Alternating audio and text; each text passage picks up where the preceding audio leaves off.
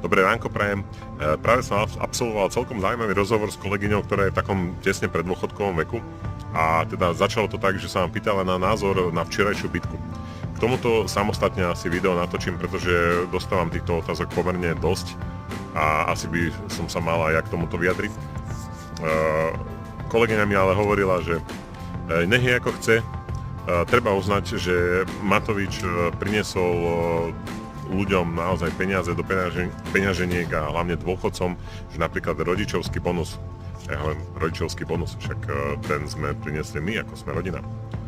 No, že aha, že OK, a 14. dôchodok. Hovorím, no ale to pripravil pán Krajniak, to prišlo s nami, tiež rodina, samozrejme za podpory Olano. Že aha, no tak ale teda obedy zadarmo. No, obedy zadarmo, s tým prišla Petra Krištofková, čiže opäť sme rodina. A nakoniec